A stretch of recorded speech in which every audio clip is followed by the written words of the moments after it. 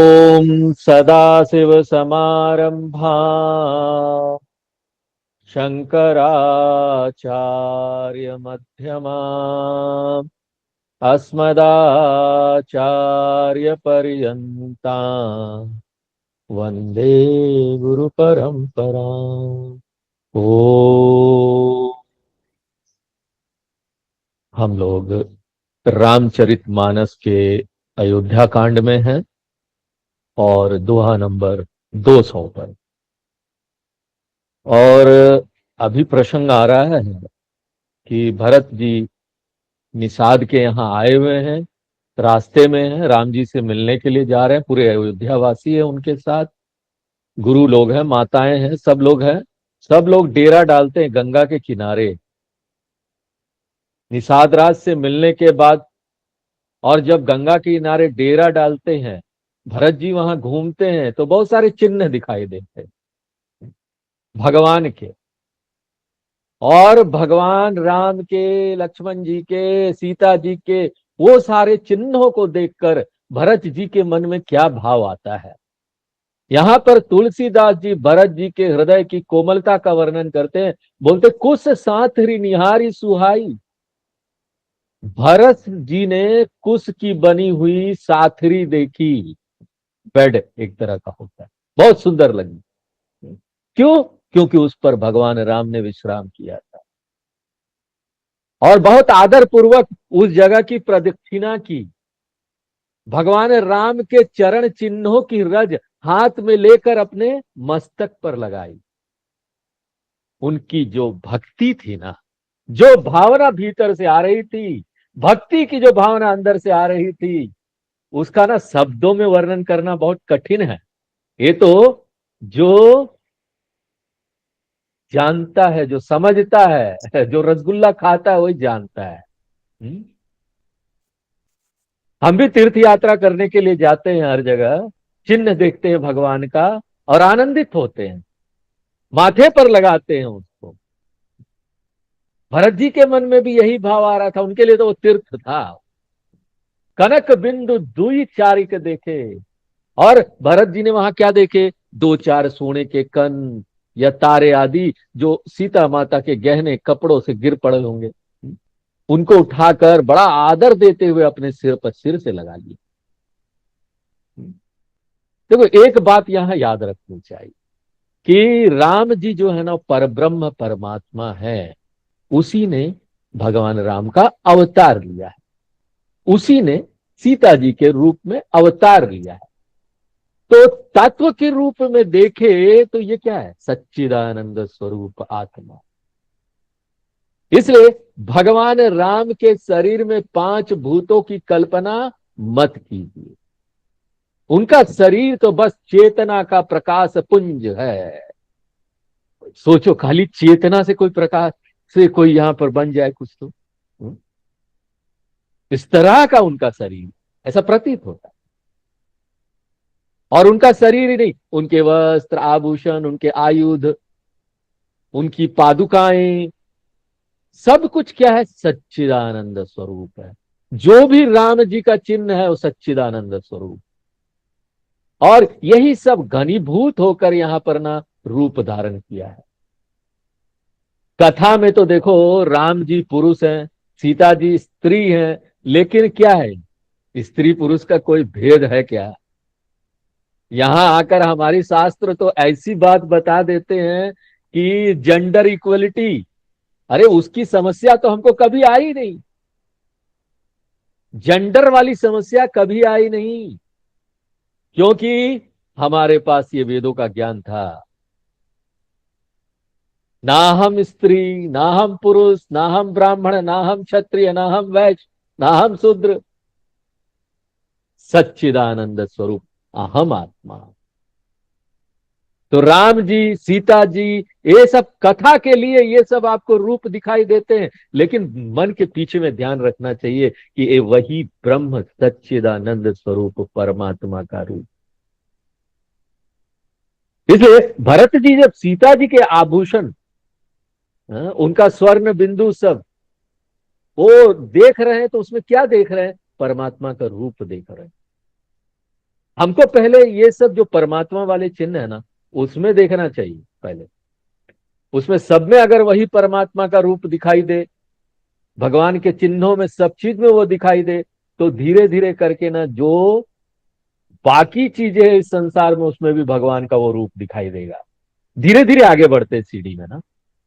पहले हम तीर्थ यात्रा करते हैं, मंदिरों में जाते हैं, वहां पर अपनी भक्ति बनाते हैं, वहां पर सब चिन्हों में भगवान को देखते हैं, प्रणाम करते हैं, और धीरे धीरे करके मन में ये बात आती है बाकी जगह क्या। जब घर में हम यहाँ बैठे हो तो चेयर में टेबल में खाना खा रहे हो तो सब जगह भगवान में हो जाता है, अन्न भी भगवान है।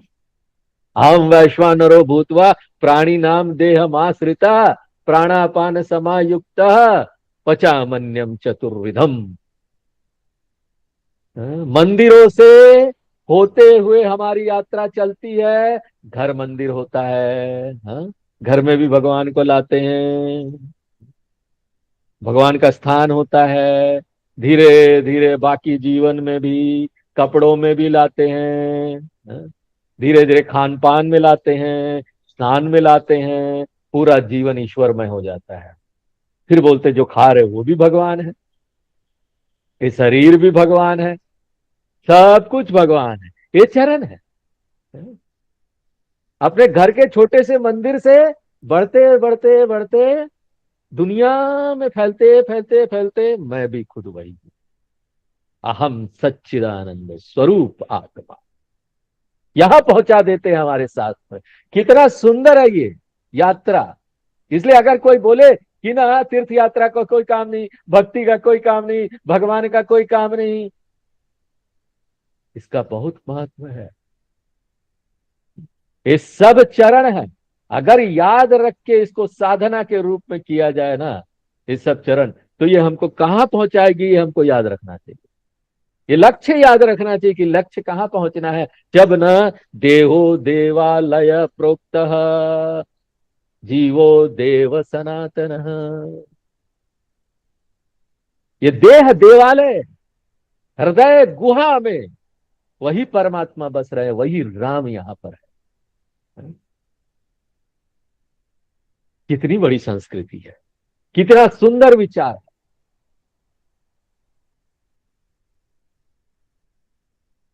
भरत जी को ये सब देखकर सीता जी का स्मरण हो आता है, उनके नेत्र में अश्रु भर आते हैं, हृदय में ग्लानि भी होती है कि देखो मेरे कारण इन लोगों को कितना कष्ट उठाना पड़ रहा है। भरत जी निषाद से बड़ी मृदुल वाणी में कहने लगे कि श्रीहत सीय विरह दुति ही ना। देखो ये कनक बिंदु सीता जी के जाने के बाद उनके वियोग में ही शोभाहीन हो रहे हैं, जैसे सब अयोध्यावासी भगवान के वियोग में छिन्न हो रहे हैं।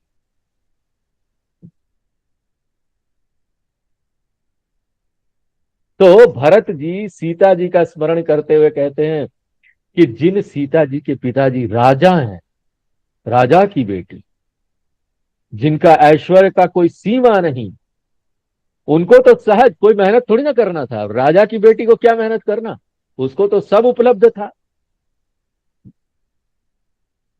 और भला जनक जी की उपमा किससे की जाए, जिन सीता जी के ससुर सूर्य वंश के सूर्य राजा दशरथ, जिनके ऐश्वर्य और प्रताप से स्वर्ग के राजा इंद्र भी ईर्ष्या करते हैं, भगवान राम जिनके पति हैं, दो बड़ होत सो राम बड़ाई,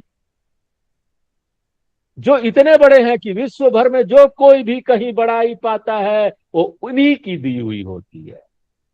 हमारी अगर कोई बड़ाई करे ना तो समझो अरे राम जी की बड़ाई कर रहा है। कितनी सुंदर विचार है सोचो। कोई भी बड़ाई करे ना उसी समय ध्यान रखना, बोलना राम जी का बड़ाई कर रहा मेरा।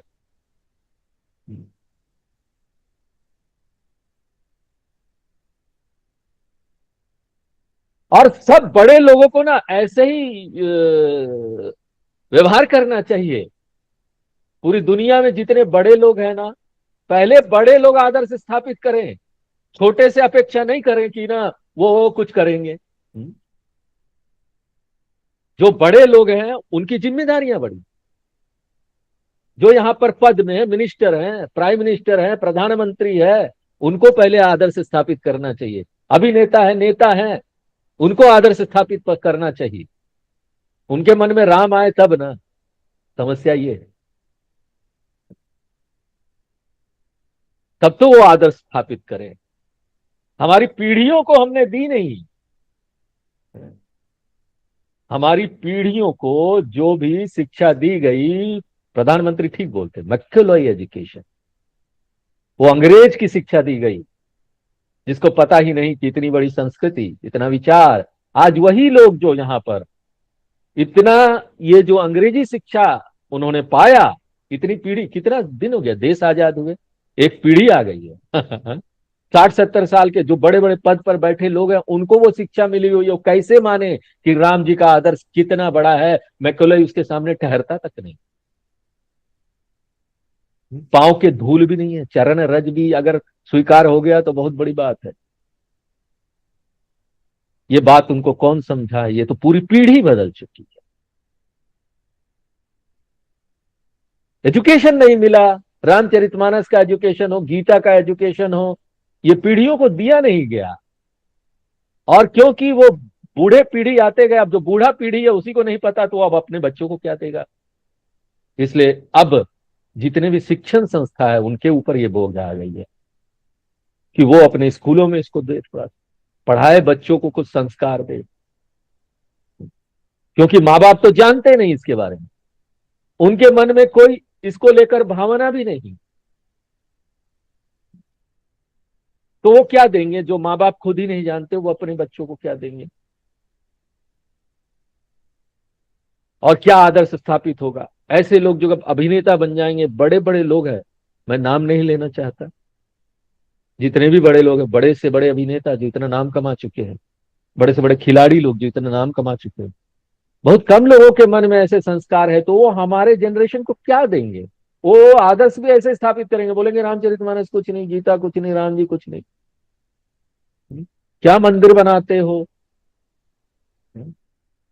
और वो सब, अब जाति उति तो छोड़ दीजिए, वो सब अच्छे अच्छे जो लोग हैं, वो ब्राह्मण भी है, ब्राह्मण कुल से, ब्राह्मण अच्छे कुल से, पीढ़ी से आए हैं, लेकिन उनके ही पिताजी ने उनको वेद की बातें नहीं बताई। तो वही जाकर जब अच्छे कवि बन जाते हैं, लोगों को हंसाते, हास्य कवि है कोई शर्मा जी, हमको नहीं माना ज्यादा उनके बारे में, राजस्थान के हैं, हंसाते रहते हैं लोगों को। इतने बड़े न्यूज चैनल में आके बोलते हैं ये क्या राम मंदिर बनाया, राम से क्या होगा, यहां तो रोजगार देना चाहिए।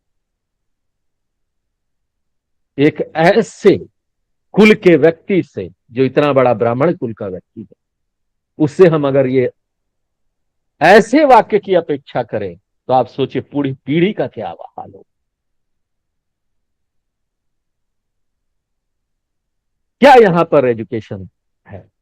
क्या चरित्र निर्माण? कितना मॉरल एजुकेशन आप दे देंगे? बच्चा जब घर में होता है, छोटे से माँ जब देखते ना, पेट में जब बच्चा होता है, वहां से संस्कार शुरू होता है। और एक बार जब बच्चा अपना एक विचार पकड़ लेता है, 8 साल, 10 साल, 11 साल में, फिर आप उसको नहीं बदल सकते। बहुत कठिन है बदलना। उसी टेंडर एज में जब होता है ना, तभी घर परिवार से संस्कार। चरित्र निर्माण है ये एक मनोविज्ञान है, पूरे समाज को बदलने का, उसको अच्छा करने का। ऊपर ऊपर से सफाई करके हम यहां पर क्रिमिनल्स को नहीं बदल सकते। कैसे बदलेंगे क्रिमिनल्स को? अपराध होता रहे, ऊपर ऊपर से हम इसको पकड़ लेंगे, जेल डाल देंगे, दंड दे देंगे, हाँ, डर दिखाएंगे,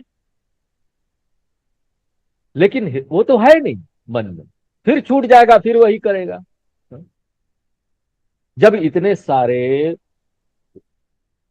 महिलाओं के साथ गलत कांड हुए, दिल्ली में भी हुआ, इतना बड़ा हादसा हुआ, क्या कांड था जिस लड़की के साथ ये हुआ, उसके बाद उसमें ये बात आई, किसी ने ये स्टेटमेंट दिया, एक लेडीज ने, कि क्या हिंदू धर्म, हिंदू धर्म लेडीज को देवी मानते हैं, महिलाओं को, स्त्रियों को देवी मानते हैं और ऐसा करते हैं। अरे कौन देवी मांग रहा? पीढ़ी तो बदल गई, रामचरितमानस पढ़ा ही नहीं, छोड़ दिया हमने। ऊपर से देवी बोलने से थोड़ी ना होगा। आपने राम जी को देखा, सीता जी को देखा, उसके प्रति कैसी भावना है। हनुमान जी को देखा, जब सीता जी को ढूंढने के लिए जाते हैं लंका में, बड़ा संकोच होता है उनको। लंका में स्त्रियों वाला जो जगह था वहां जाने में संकोच होता है। वो प्रायश्चित करते हैं इसके लिए। ऐसी भावना कहां भरी गई हमारे उस पीढ़ी के मन में? तो वो कहां अपने महिलाओं की इज्जत करेंगे? आगे विवाह भी हो जाएगा, अच्छी नौकरी प्राप्त हो जाएगी, ठीक है, विवाह हो गया। विवाह के लिए आजकल कोई कंडीशन थोड़ी ना है, आप उसको संस्कार थोड़ी ना देते हो। गृहस्थ आश्रम एक संस्कारी जीवन जीने का आश्रम है। बिना कोई तैयारी के वहां चले जाते हैं, सिर्फ पैसा कमा रहे, लड़का अच्छा है, नौकरी करता है, तो उसके बाद शादी हो गया, अपनी पत्नी को ही मारता है और पत्नी भी वैसे वो भी मारती है, दोनों में खूब झगड़ा जीवन ही बेकार हो जाएगा। चरित्र नहीं तो कुछ नहीं ना, संस्कार नहीं तो कुछ नहीं, पैसे कितने भी हो जाए। सब बड़े बड़े घरों के भीतर झांकोगे ना तो वहां हंगामा मचा हुआ है कोई भी सही नहीं है, कोई भी सुखी नहीं, दुखी दुखी। पूरा समाज यही हाल है भीतर। ऊपर से बहुत दिखाई देते फेसबुक में, दूसरे चैनल में, एंजॉइंग विथ फैमिली। उसके बाद जरा बैठ जाइए कुछ देर के लिए, उस फैमिली के साथ थोड़ा सा अपनापन बना लीजिए, सारे दुख और शिकायत बाहर आ जाए। ये किस कारण से है? मूल में चाहिए। बचपन से हमने लोगों को रामचरितमानस, गीता, हमारे वेदों का, उपनिषद का ये संस्कार नहीं दिया। हमको भी नहीं पता था हम क्या करें। ऐसा समाज आ गया, ऐसे लोग आ गए, ऐसे लोग हमारे प्रधानमंत्री हो गए, हमारे देश को ही ऐसा बनाना शुरू किया। घबराते थे मंदिरों में जाने में, उनको पता ही नहीं कि ये कितनी बड़े संस्कार है। नहीं नहीं, दूसरे धर्म के लोग क्या सोचेंगे, क्या सोचेंगे, उनको स्वीकार करना पड़ेगा, ये अच्छे विचार है। अच्छे विचारों को तो स्वीकार करना चाहिए। चलिए, अलग से हमने बहुत कुछ बता दिया। देखो, शास्त्र का तात्पर्य यह है कि परमात्मा जब किसी के हृदय में प्रकट होता है, प्रकट होना चाहिए, प्रकट होता है तो सद्गुणों के रूप में ही प्रकट। और व्यक्ति को बड़ाई कैसे मिलती है, लोग पसंद कैसे करते हैं लोगों, सद्गुणों के रूप में वो प्रकट होता है। व्यक्ति की बड़ाई सद्गुणों के कारण ही उसको प्राप्त होती। तो इसका मतलब क्या हुआ? अगर किसी को बड़ाई मिली तो क्यों मिली? परमात्मा के कारण मिली। मेरा क्या है? कुछ नहीं। ये विचार मन में होना चाहिए, मेरा कुछ नहीं। अगर मैंने बहुत बड़ा अच्छा काम भी किया ना, तो वो मेरा नहीं, प्रभु आप ही का है। इसलिए हमारे गुरु जी लोग सिखाते, हम लोग आश्रम में जो तो सीखते थे वही बात कि ना, जो भी क्रेडिट मिले ना कभी मत, सफलता मिले ना तुरंत ही बोले ये गुरु जी आपके कारण, चाहे गुरु जी उसमें शामिल थे या न थे फिर भी दे देने का है, गुरु जी ये आपके कारण हो गया। हम लोग कुछ भी गुरु जी से बात करें, गुरु जी आपके कारण हमको प्रमोशन मिल गया गुरु जी ने क्या किया? मेहनत तो तुम्ही ने किया, लेकिन फिर भी पीछे से उनका आशीर्वाद रहता है, उनके ही संस्कार आते। और हमारा अहंकार जाता है किसी बड़े को दे दो, तो या तो गुरु को दे दो, ईश्वर को दे दो, भगवान आपके कारण हुआ, राम जी ये सब आपके कारण। बहुत अच्छा, ये एक अच्छा अच्छा अभ्यास है, हर चीज में बोल दो आपके कारण हुआ, कुछ भी तो मेरा नहीं। पति देवता सुतीय मणि सिंह साथरी देखी। भरत जी कहते हैं कि ऐसी महान, ऐश्वर्यमयी और पतिव्रता स्त्रियों में शिरोमणि सीता जी ने इस कांटेदार कुश की साथरी पर विश्राम। यह देखकर मेरा हृदय फट क्यों नहीं जा रहा? हे शंकर भगवान, मेरा हृदय तो पबीते कठिन वज्र वज्र से भी अधिक कठोर हो गया है। भरत जी के मन में ग्लानि आ रही, भक्ति के कारण मेरे कारण इनको देखो परेशानी हो रही। कोई और होता तो प्रॉपर्टी हत्याने के लिए सब दोस्त मर देता, मेरे कारण क्या हुआ? ये तो मेरी माता जी ने किया, प्रॉपर्टी तो मुझे मिल गया, राजा मैं बन गया। दोष देते हैं लोगों को, जबकि भरत जी में तो भक्ति थी, महान थे भरत जी, उनमें कोई कमी नहीं थी। लेकिन फिर भी देखो, कितना सुंदर हृदय। मनोवैज्ञानिक दृष्टि से रामचरितमानस का अध्ययन हमको करना चाहिए। मनोविज्ञान इसमें देखते रहना चाहिए, क्या मन का विज्ञान है। रामचरितमानस पढ़ लिया ना, पीएचडी इन साइकोलॉजी हो गया, you are already a psychology, psychiatrist भी बोलो, है? मनोचिकित्सक भी बन जाए। सारे चीज इसमें है। किसी को आपको सलाह देना है, कुछ देना, वो आप दे सकते हैं, उनके जीवन की समस्या को हल कर। तो इन सब प्रसंग को मनोवैज्ञानिक मनोविज्ञान के अनुसार देखे ना, तो पाएंगे भरत जी को रंच मात्र भी राज्य का लोभ होता तो भगवान राम और सीता जी चाहे जितने भी अच्छे होते, लोग अच्छाई थोड़ी ना देखते हो, तो आपको बुराई करते रहेंगे, दोष निकाल कर बताते रहेंगे। लेकिन भरत जी को ऐसा कोई लोभ नहीं, इसलिए वो भगवान राम और सीता जी का महिमा का वर्णन करते हैं। भरत जी का चरित्र भारतीय संस्कृति के अनुसार आदर्श चरित्र है। और भारतीय संस्कृति कोई भारत के लिए नहीं है, ये तो पूरा विश्व के लिए। किस विश्व के किस कोने में ऐसा कोई व्यक्ति होगा जिसको सुख नहीं चाहिए, अच्छा चरित्र नहीं चाहिए? कौन हो? राम जी को तो मैं पूरे दुनिया का मानता। लो ना तुम, तो उनका चरित्र आदर्श चरित्र है, आचरण है, अनुकरणीय है। इसलिए इसका अध्ययन करते समय यह विचार मन में लाना चाहिए कि ऐसा भी स्वभाव मेरा भी बन जाए, ऐसे ही सद्गुण और भक्ति मेरे अंदर भी आ जाए। भरत जी लक्ष्मण जी के प्रति भी अपना भाव प्रकट करते हैं, छोटे भाई को नहीं छोड़ा।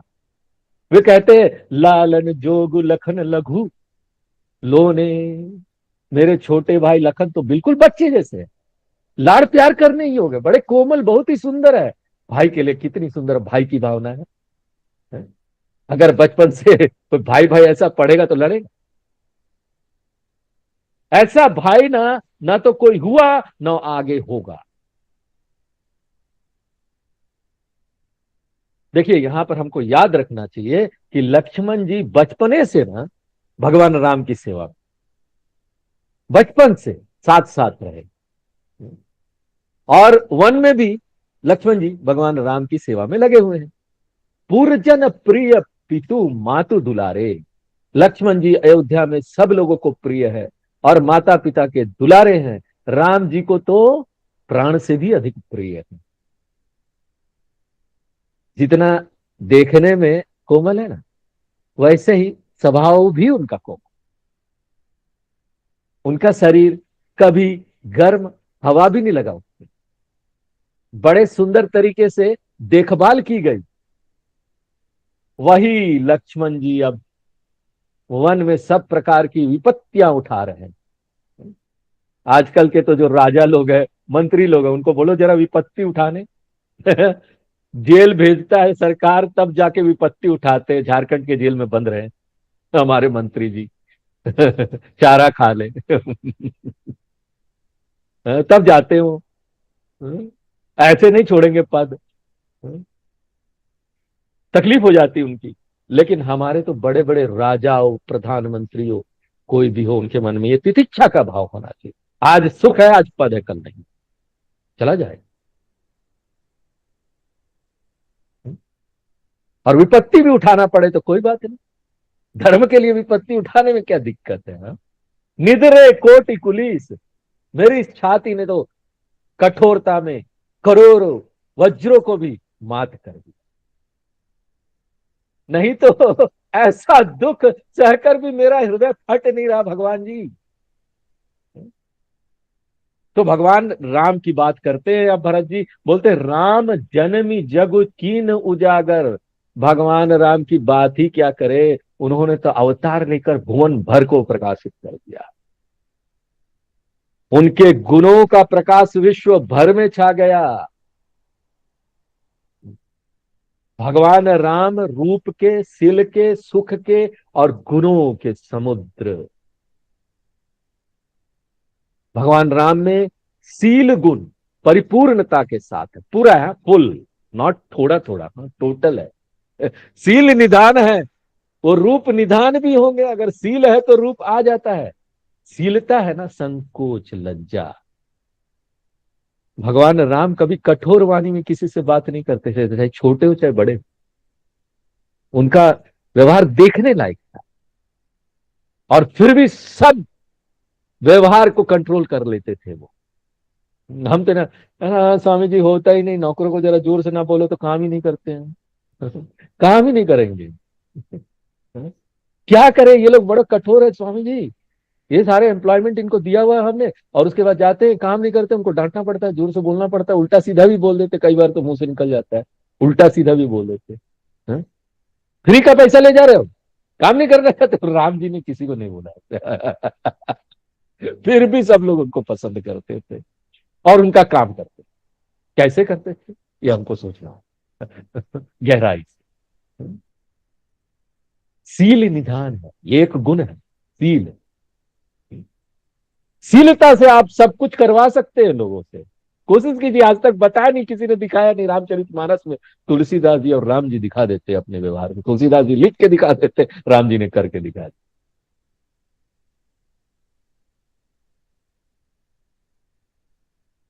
शारीरिक सौंदर्य तो छोटी बात है, जब सील आता है ना तो सुंदरता अलग चीज होती है फिर। हमारे जितने संत लोग थे ना, और हुए हैं, आधुनिक संतों को ले लीजिए, पुराने छोड़ दीजिए, कोई वेद व्यास जी भी कोई ऐसे न काले कुले थे, हैं? पुराने संतों को भी ले लीजिए, सुखदेव जी भी कोई सुंदर नहीं थे। और यहाँ पर आज के संत को रामकृष्ण परमहंस ले लीजिए, या फिर रमण महर्षि, सब काले काले। सुंदर नहीं थे, लेकिन भीड़ कितनी थी। सब मिलना चाहते थोड़ी देर के लिए। सील था, वो भक्ति थी, भगवान भीतर थे, हृदय गुहा में। व्यक्ति के सौंदर्य में क्या चीज आ जाता है मालूम है? वाणी की विनम्रता, मधुरता, कोमलता, ये सब गुण है। भगवान इन गुणों के खान है, सुख के समुद्र है। देखो, इसको ना इस प्रकार से आप समझे कि संसार में तो व्यक्ति अपने पूर्व जन्मों के पापों तथा पुण्यों के कारण स्वयं भी दुखी सुखी होता रहता है, और दूसरों को भी परेशान करता रहता है। परंतु हम जब सुखी दुखी होते हैं ना, तो हम ही नहीं होते हैं, हमारे अगल बगल जितने वातावरण में लोग होते हैं ना, वो भी सुखी दुखी होने लगते हैं। जुड़े हुए हैं। अब जब आसक्ति है तो दूसरा अपना व्यक्ति दुखी होगा तो हम भी तो दुखी हो जाते हैं। दूसरा व्यक्ति समस्या में पड़ेगा तो उसके चींटे हमारे पर तो पड़ेंगे ही। हम साथ में ना सुखी दुखी होते रहते हैं, दूसरों को भी परेशान करेंगे। जहां मन में कुड़कुड़ होगा, पता चला कठोर वाणी मुंह से निकलने लगता है। जब कठोर वाणी किसी के निकले ना, तो ज्यादा मत परेशान हो। वो कठोर वाणी उसके मन के कारण निकल रहा, वो मन से खुद ही परेशान है जो कठोर वाणी बोलता है।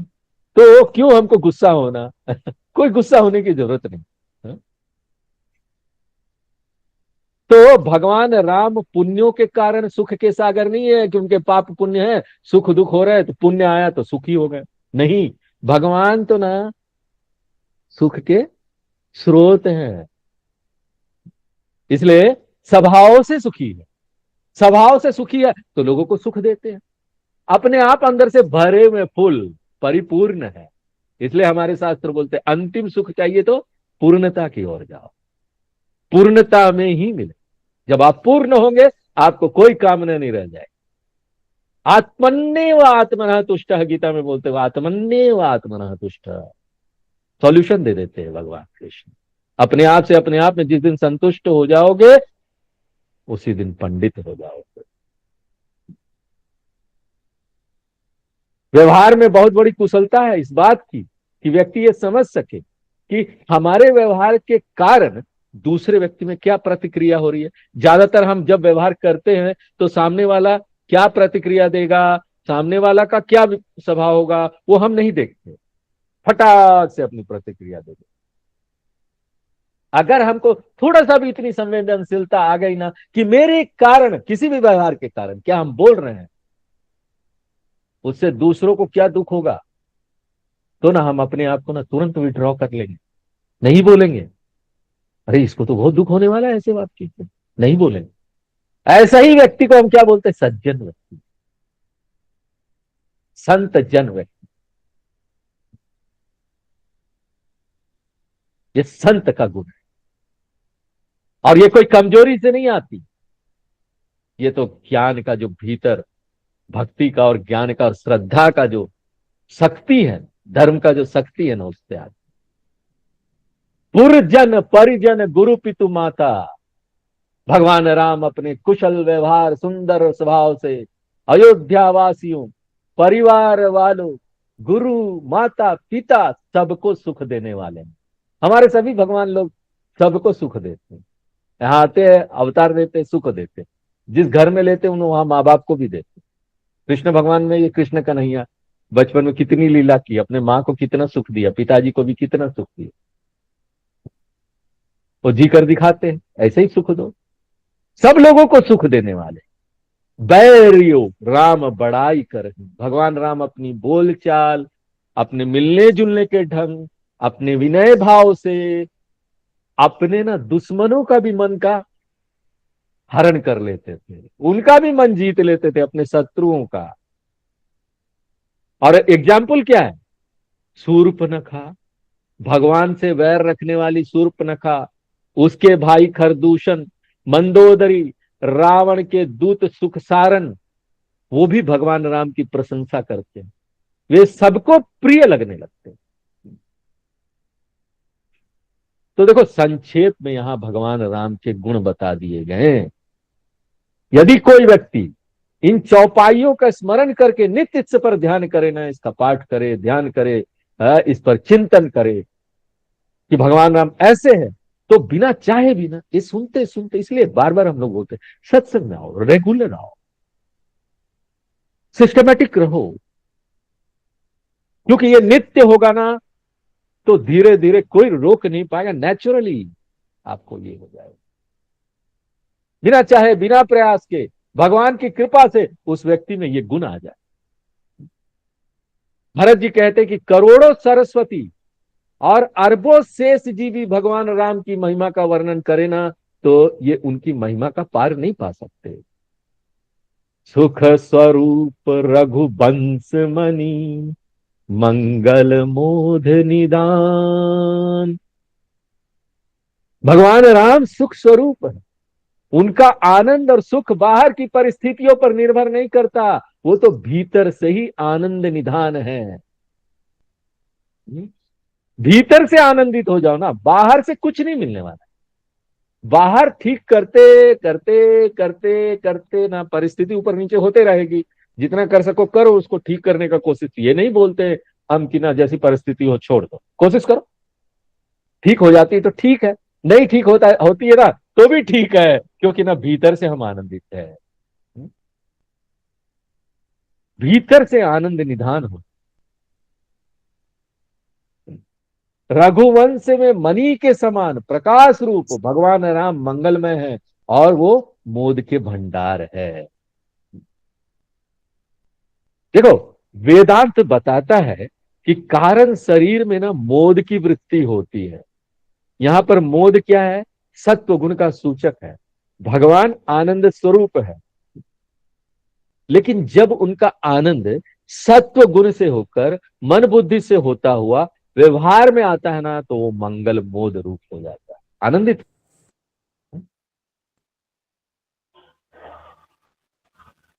कहां तो भगवान की ऐसी महिमा, और कहां वो जमीन पर कुश बिछाकर सोते हैं। विधाता को ऐसी विचित्र गति को समझाना यहां पर बहुत मुश्किल हो जाता है, क्योंकि इस परमात्मा पर पाप पुण्य का कोई प्रभाव नहीं है।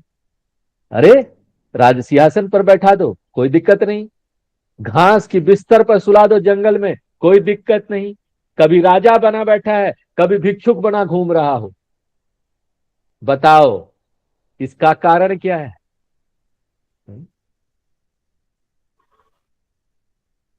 आज हम राजा हैं, कल रंक हो जाए। श्री राम जी भगवान स्वयं दुख का अनुभव करना तो दूर, की बात है, कभी कानों में दुख का नाम भी नहीं सुना था।